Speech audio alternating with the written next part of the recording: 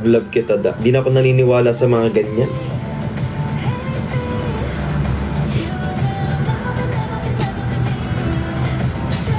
Yung mga pagmamahal niyo minsan may kondisyon eh.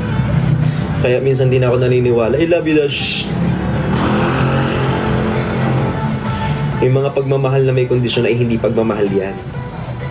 Heart na lang. Gagalit ka? Hindi. Hindi man ako nagagalit, pero I'm speaking my truth. Mahal kita kapag yun eh. Minsan kasi kapag sinabi mo mahal kita kapag ganito, kapag ganyan, kapag ganun, hindi yun love. Oo. Mahal kita kasi may mga ganyan yan sila eh. Kung kaya mong i-list down yung reasons mo for loving someone, that is not love. Kasi if you love someone, you just do. Walang reason. Di mo alam bakit, di mo alam ano, ganyan. Pero pag yung love mo nawawala kasi, like for example, ay, hindi na kita mahal kasi ganito, ganyan. Iwan na kita kasi ganito, ganyan. O di, hindi. Ano lang siya, it's just a phase. Phase 1, phase 2, phase 3.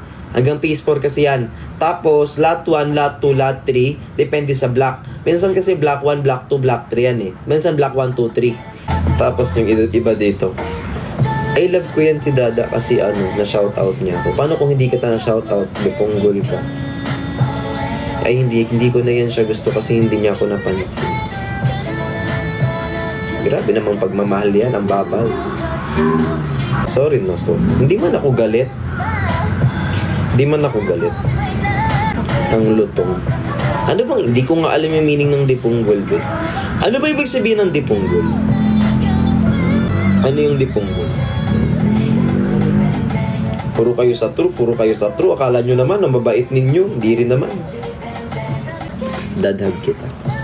Yes, cause love is unconditional.